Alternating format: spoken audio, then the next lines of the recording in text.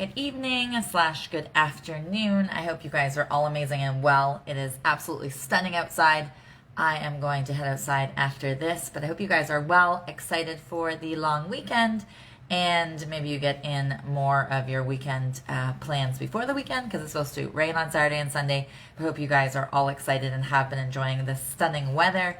I am going to do my normal, which is answer your guys' questions. Feel free to ask it in here, or if you guys don't ask in here, I will just answer from what has come through the week.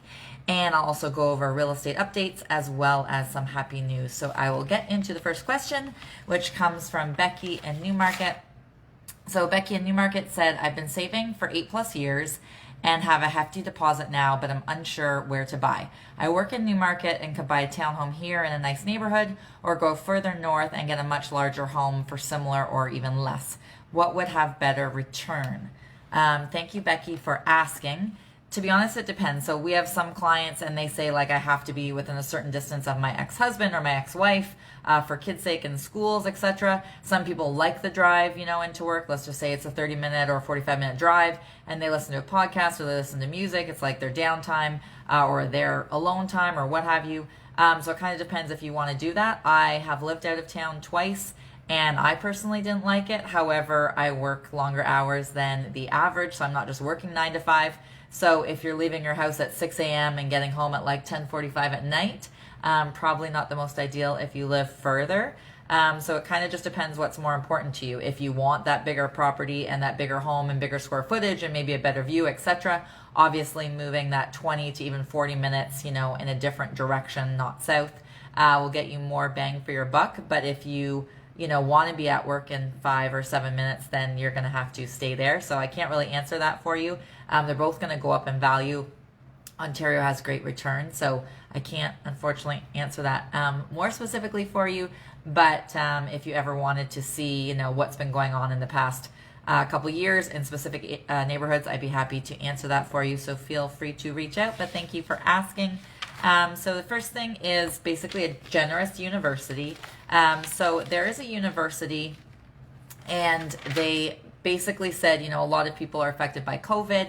And what they decided to do was to pay 1/3 of students' tuition, which doesn't sound like a lot of money, but it was over $730,000. So they gifted that back to the students because even if you had 99 or 93 or some crazy, mark, if you didn't pay your tuition in full, you did not get your diploma.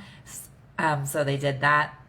And then they also did a scholarship. So they used to do 50% for deserving families and kids that they would pay their scholarship and their tuition. And then they did a 21-0, basically 21 people voted for it on their electee committee or what have you. And now they pay 100%. And this is in Delaware State University. So they've never upped their prices for the university in 6 years. And now they do this 100% scholarship to those deserving. And they just gave 1/3 back of everybody's tuition, which is, again, over $730,000. So I thought that was cool just because I like giveaways. The next question, again, you guys can write in here questions if you want, or I will answer questions that came throughout the week. So Sue and Frank from Snow Valley. So Sue and Frank said, our home is much too large for us and we're considering a life lease. What are your thoughts on those, and do you know any of them that we should be staying away from? Thank you, Sue and Frank, for asking. To be honest, we don't deal with life lease very often, and I remember it back from school and so forth. But unless it's changed, it was basically like in a regular, say for example, I'm in a condo. If I were to pass, it would go to, whatever my will says. And in a life lease, it does not. It just goes back to the corporation or what have you, and then they sell it to a new person. So I personally don't like that because you could, it sounds morbid, but you could be alive for a month, you could be alive for 15 years, and it costs the same. So say you buy it for $300,000, you live for a month, it still costs you $300,000. You live for 15 years, it still costs you $300,000. So I don't really like that because obviously to live somewhere for a month for $300,000 is insane. And I don't like people putting money into things that they can't then pass on to their children, their grandchildren, their nieces and nephews, their friends, their favorite charity, etc. So I personally am not a fan of them.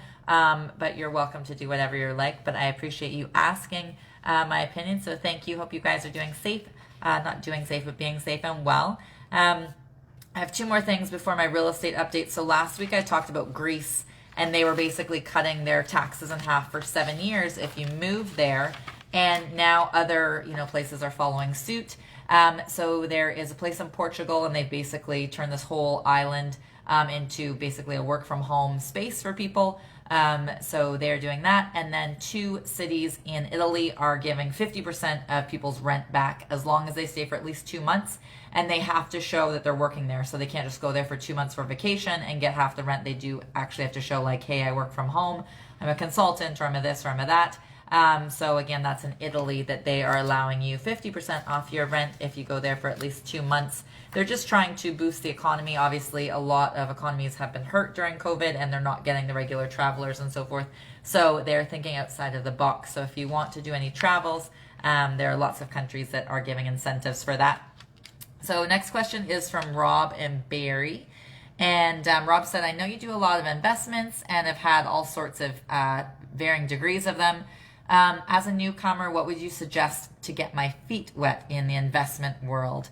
Thank you, Rob, for asking. To be honest, it just depends. So, for example, I wrote a book on investing, and it goes through everything. So it's kind of hard to put it all into a nutshell, but it depends. Say, for example, you say, hey, I just want enough money every month to pay for my kids' soccer or my kids skating, or I want to have enough money that I can retire 5 years early, or I want to quit my job completely and just be an investor. So it kind of depends what you want to do, how obviously fast you need to scale it, and at what degree you need to take it.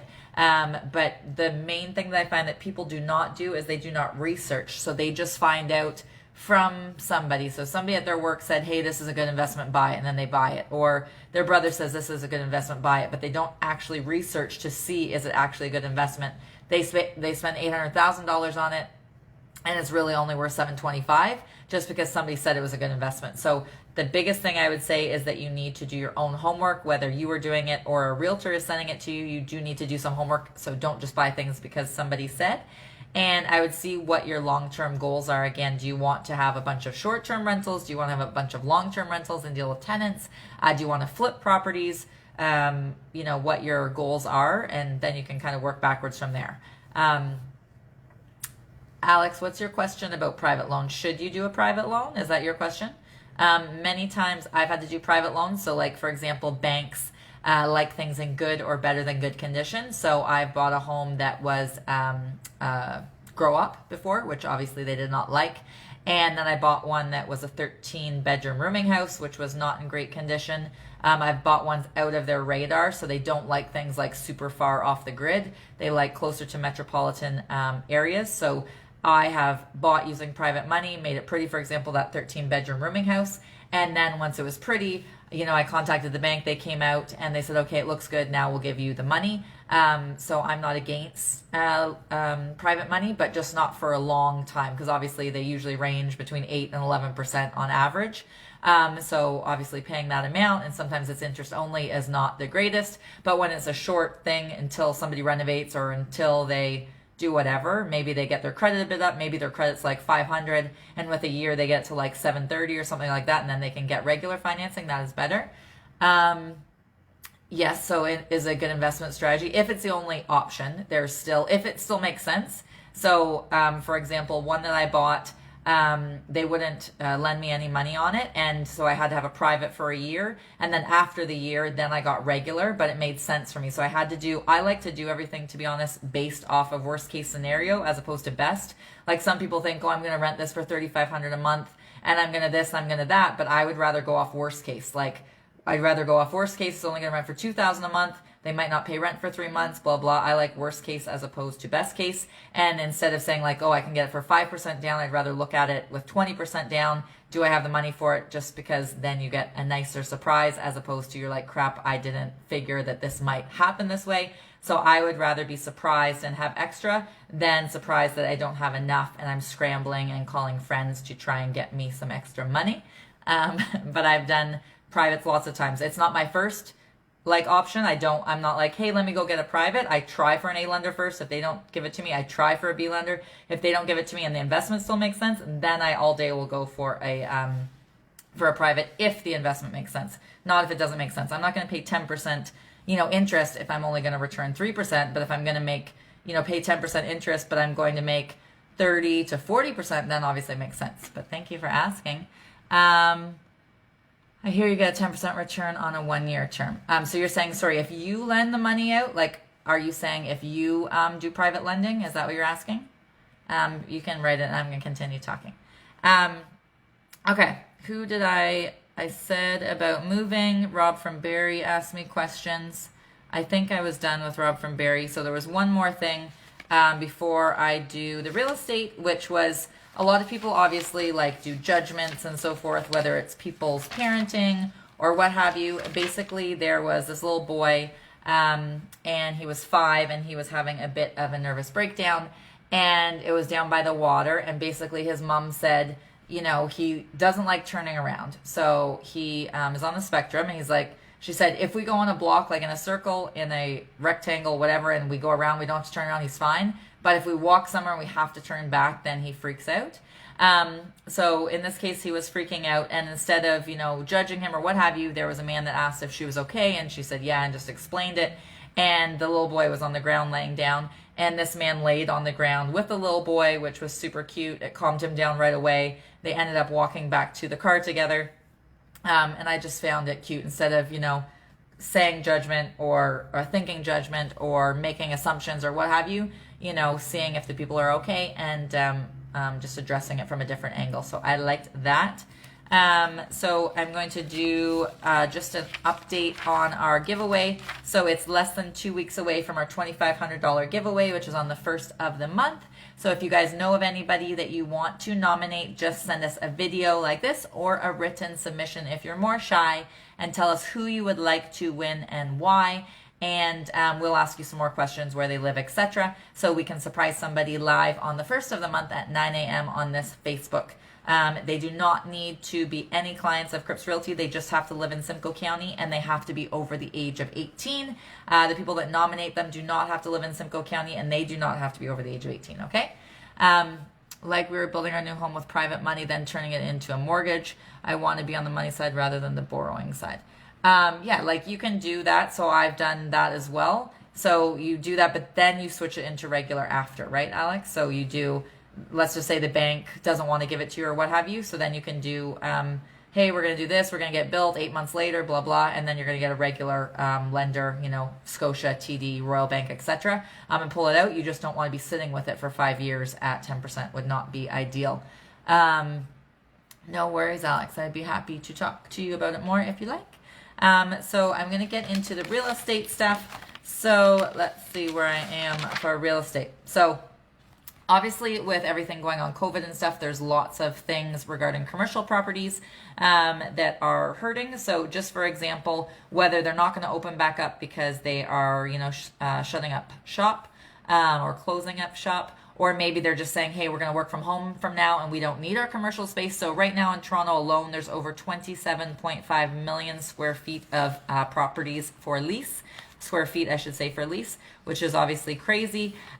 So that is tons. And the federal government stepped in and they said, we're going to give $300 million to help convert those commercial spaces into like subsidized home, low income rentals, etc., based off of what the people's income is. And then some people are saying, well, hey, why don't you turn it into a condo to help with our lack of inventory? Or why don't you just turn it into an apartment building because of the lack of inventory? So they're, not to say fighting about that, but that's something that's come up. And then older hotels have been hit pretty hard during COVID, because normally, like, say there's an event, say Beyonce's in town or the Raptors or the Maple Leafs or whatever, then people usually stay at the prettier hotels, which then overflows into the not so pretty hotels. But obviously with no events, even the pretty hotels are not busy. So the ugly hotels, no offense to them, are not doing very well. So people are saying that even with renovating to the old hotels, it just doesn't make sense. So they're trying to change their use as well. So whether they change into like space for, I don't know, I can't even think, like a art gallery or a yoga studio or whatever. They're just trying to think of a way that they can change their space, or even a place to live, again, for the lack of inventory of, places for people to afford, not necessarily lower income through the government, but just separately. So that's something they are looking into. And then obviously with prices still being super high in Toronto and Vancouver and even like New York City and London, not London, Ontario, but London, England, a lot of people have been switching into rentals. So the main people that are doing this are like retirees and empty nesters, obviously kind of same age, people, snowbirds, etc. So they're saying, hey, we don't need this massive house anymore. We'll rent. And a lot of them are going into rentals that the whole building's rentals. So it's not like a condo where some people own it and some people rent it, but it's fully rentals. So they have like even some buildings are popping up that have like this VIP package. So they'll like water your plants, they'll take your dog for a walk, they'll pick up your mail, they'll make reservations for your favorite restaurant, etc. So people, not tend to be, but some are doing that because there's so many more rentals now in the city because we don't have the immigration that's coming in. And then normally we have like people coming from South America and Europe, etc., coming to visit, and they want to go stay at a hotel or Airbnb and visit, Montreal, Toronto, Vancouver, etc., and they're not coming. So there's tons of people that own properties there that now can't rent at Airbnb, or there isn't the demand for it. So then they're putting it up for rent. So a lot of people are saying, hey, we're going to cash out on the market. We're going to sell our home and then we're going to rent one of these properties or one of these VIP buildings. So that is something that has come up a lot. They can use obviously the pool and so forth. What else was I going to say? That. And so obviously, people, building wise is a fortune right now, the lumber, the steel, the drywall, etc. So in the beginning of 2020, before COVID, it said that a 2,200 square foot home for lumber would cost 40 grand.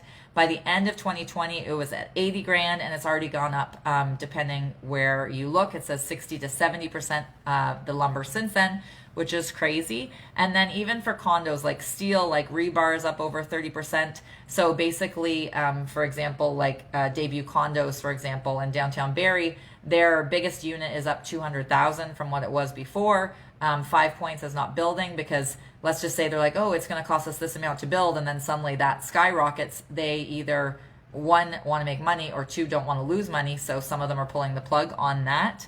And then obviously trades that, last year were put on hold because they didn't know what was going on during the pandemic or so forth. Now they tend to be booked like a year in advance. So it's a bit crazy. Still our lack of inventory. What else was I going to say? A lot of people, like back in the day, say they were going to finish their basement or something. Contractors would say like, hey, here's my quote, 50 grand, I just made that up, whatever, 50 grand to finish the basement, and it's good for 60 days. Now a lot of contractors don't even want to say it's good for 7 days because they're afraid that the price might go up. So either they'll write a little clause in there saying the current day, as current day pricing, and it could say subject to change in pricing or what have you, but people don't want to shoot themselves in the foot and suddenly, they said 50,000, but now it's costing them 65 in material, not counting their labor. So they are covering their butts, or just not saying they're saying it's only as of that date. So it's a little bit crazier. Sorry, I was just reading. Hope everybody's well. So something that a lot of people are afraid of is saving for down payment. So 62% of first-time buyers said they were anxious or nervous to save for a down payment. And even though obviously COVID has affected a lot of people, there are still actually a lot more people that got into the market than they thought this year, just because of the low interest rates and so forth. And then people being able to work from home. So people saying, hey, we were trying to save to buy in Toronto, but now we can buy in Burlington or Hamilton or Aurelia, definitely not Oakville. So that has changed. And a lot of people fear, like, hey, I'm going to save 80,000, but by the time I save 80,000, the prices have gone up 150,000, so they're feeling they can't get into the market. And they did do a survey in 2019. They did one now, and it was the same company that did it in 2019. So in 2019, 68% of people said they were nervous about saving for a down payment. And then this year, 75% of people said they were nervous. So more people are nervous about saving for a down payment now. And most first-time buyers think that they need 20% down, but a lot of people can get away with it with 5% down. It obviously depends on their debt to service ratio. So how many people, how much money they're spending versus what they're making, as well as how many times they jump around jobs. Did they used to be a teacher and now they're a yoga instructor, or they used to be a plumber and now they're this. Like they don't like, banks don't like when people jump around. They don't like when their credit goes down. So if, for example, you have $10,000 Visa, but you owe $10,000 or $10,800, they do not like that. They like to see that you have some cushion. So that'll affect your debt to service ratio. So not everybody can buy with 5% down, but if you have all your ducks in a row, there's a very good chance you can buy with only 5% down as a first-time buyer. And if, for example, you're approved for 600 or $1 million or whatever, don't look at houses up to 600 or up to $1 million, because in this market there's a very good chance that those might go for 725, or the $1 million go for 1.1 or 1.2, etc. So unfortunately, even though most people don't like it, try to shop under your price point and try and figure out what is really truly your need as opposed to what is your want. So if your need is that you have to have 3 bedrooms because your kids will beat each other up or whatever if they're in the same room, then fine, that's a need. Or you have to have a bungalow because you're in a wheelchair or something like that, then obviously you have to have. But if your wants are to be close to a park or close to water or close to the highway or whatever, like see what's more important. Can you drive that extra 10 minutes to the highway or what have you, just because that'll give you more options when you're buying. A lot of people like are looking for perfection for their first house, but like over 98% of people are not going to stay in their first house anyways. It's not going to be their forever home, so don't be so picky. So because so many people, can work from home since COVID, a lot of people are taking advantage of that extra money and going further north or east or west, etc., to make their dollars work better for them. And a lot of people say you have to sacrifice to get on the real estate ladder. A lot of people are like trying to climb the ladder and they're not even on the ladder yet. So don't be so specific. Like you have to have this area. You have to have 3 bathrooms. Like why do you have to have 3 bathrooms? Have 1 bathroom. Let the home build equity for you. Put some sweat equity into it, etc. And then the next house you can get. Hi Wendy, how are you? And the next house you can get, 2 bathrooms or 3 bathrooms or what have you. So you don't have to be so picky at the beginning.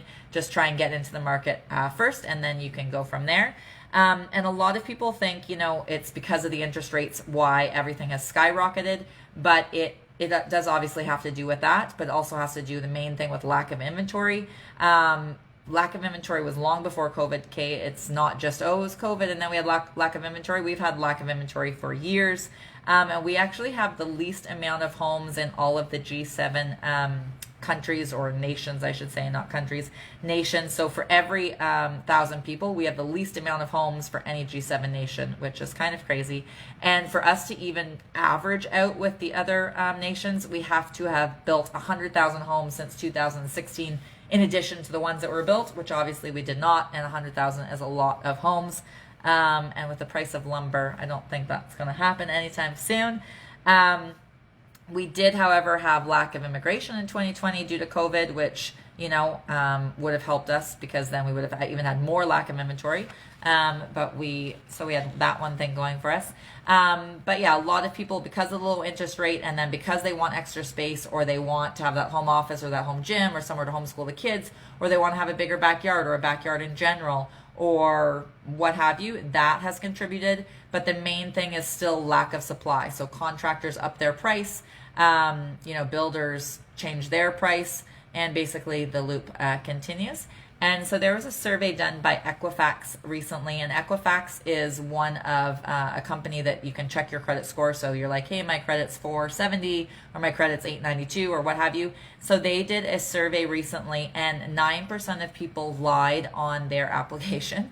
And those people were over the age of 40. So 9 people fudged their numbers, and they said they made more, or they spent less, or that their car payment was less, or what have you. And 16% of people lied that were under the age of 40, which doesn't sound so great. 9% lying over 40 and 16% under 40. But they did the same survey, what year was it? In 2019.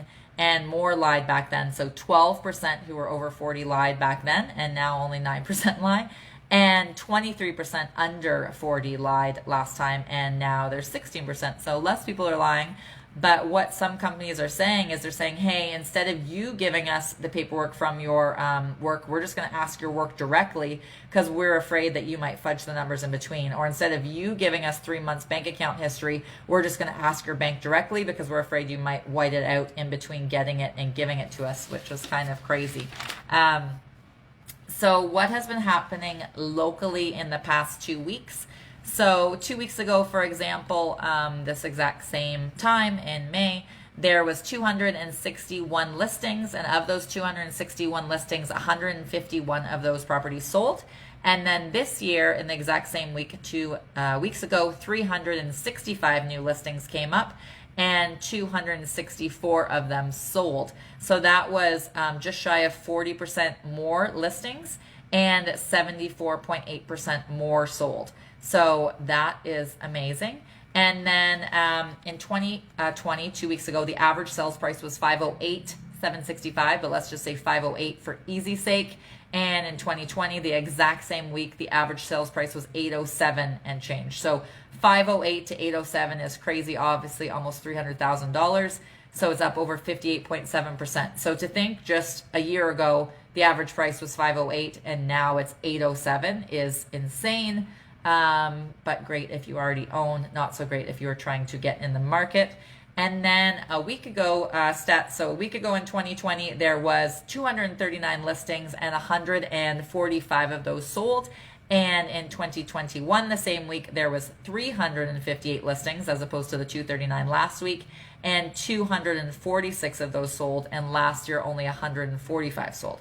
So the average price last year, the same week, was $544, and this year it was $795. So again, going up. And then if we take the 2 weeks of May so far, obviously we're just a little over 2 weeks into May. So far, not so far, last year in May, there was 500 new listings, and 296 of those new listings sold last year. And this year there's been 723, so versus the 500 last year. So way more listings, 723, and 510 of those sold, okay? So way more people moving this year. And that is 44.6% more listings and 72.3% more sold. And then what the average prices were. So last year the average price was $526 and change, and this year the average price is $801 and change. So the average price is up over 52,000, not 50,000, 52%. So again, 801 is now the average sales price in May, and last year it was only 526. So 526 average sales price, now 801. Crazy. And just to give you an idea, 2019 to 2020, it went from 505 to 524. So it did go up a little bit, but now it's gone 505, 524, 801. Okay, it's crazy. Now, what is my next? Who's my next question from?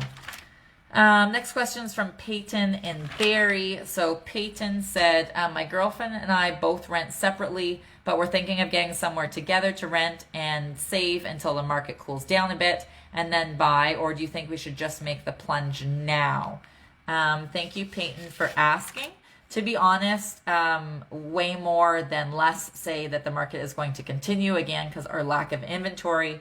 And like I said before COVID, there was still lack of inventory. And then, like I said, 100,000 homes need to have been built to even just make us at par at other countries.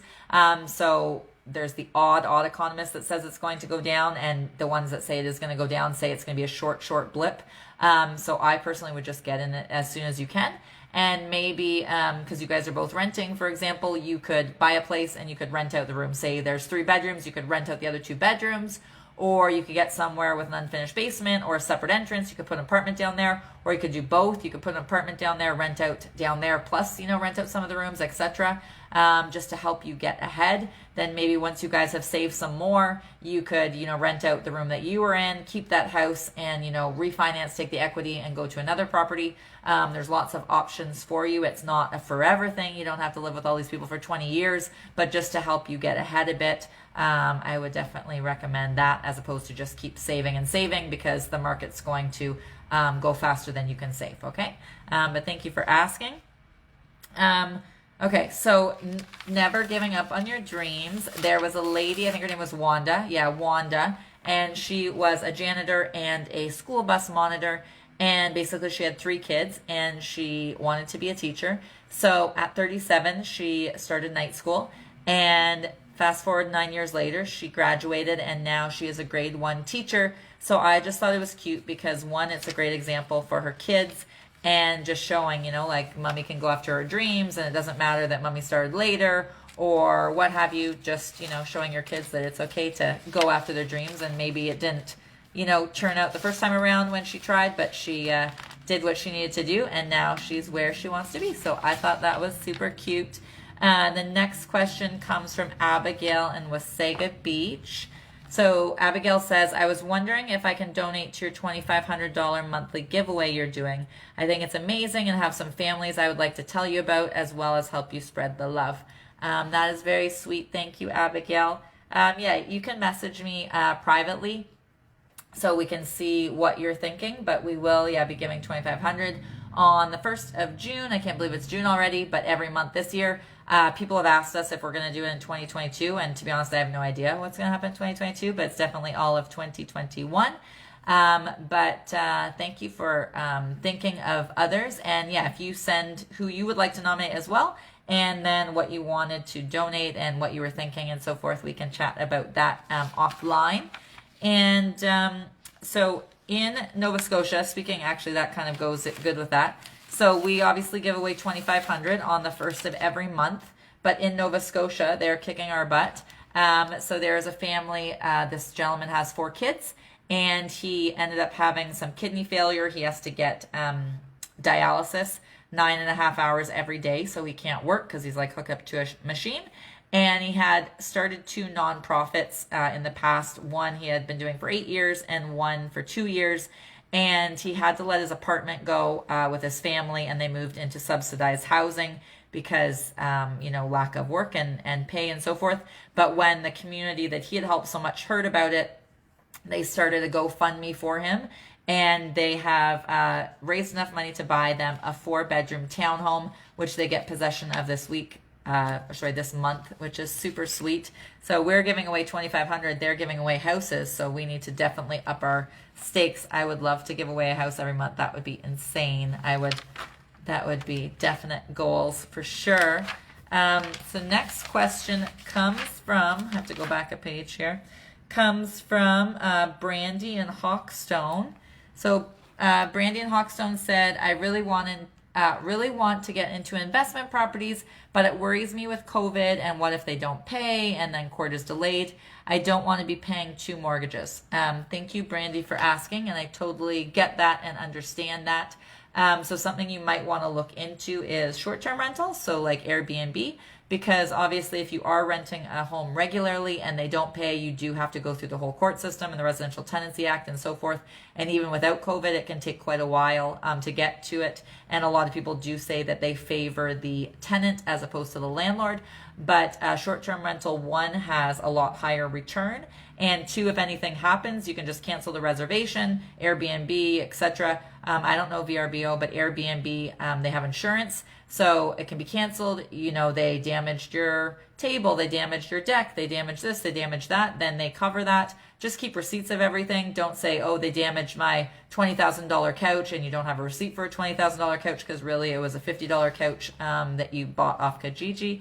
So just make sure you have receipts for everything. And so maybe that's the thing, because you don't have to worry about people not paying. So you literally get paid the day after people check in. So if somebody checks into your property on Monday, you get paid on Tuesday. If they don't pay you, then they were never in the booking anyways. So that's nice that they deal with all of that, and they only take 3% of what you bring in. So it's not like it's something crazy like 40%. Like up in Collingwood, for example, I don't remember what it is, but it's really high, like 30 to 40% that they take for dealing with the rentals up there, which is crazy. So I would suggest if you want to get into investments, doing short term. So just make sure it's something that people want to. Like if you say, hey, I bought this townhouse and I'm just making stuff up, downtown Markham, does it really have that people want to go to a townhouse in downtown Markham? Like, why are they going there? Are they going there for a wedding? Are they going?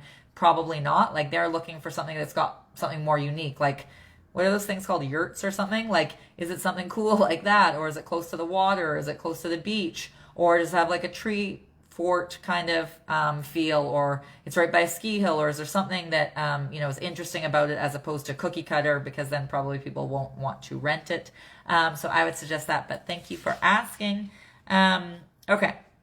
So kids in school and lockdown, obviously the past year has been a little crazy and not as we expected. But something, that actually is good was there was just a study that found that literacy in kids is actually up because a lot of kids are, gravitating to harder reads, longer books, etc., because they're a little bit bored. So literacy is up, which is great. 56% of kids that were just surveyed said they thoroughly enjoy reading. And 3 out of 5 kids say that it makes them feel better since lockdown, and 35% said if they feel sad when they can't see their friends, they read and it helps. And more than half the kids surveyed are 2 years advanced. So if they're 6 years old, they're reading at an 8-year-old level, etc., which I thought was interesting and cute at the same time. Anyways, I am going to go rollerblade because it is stunning outside. This is the first time I have turned my AC on because it was 80 in here when I got here today. So I have my AC on, but I am going out for a rollerblade. If you guys see me, say hi. If you guys have any questions, feel free to write them in or message me privately or call. And remember to nominate people for the $2,500 giveaway on the 1st of the month. Have a super, super evening. Stay safe and take care.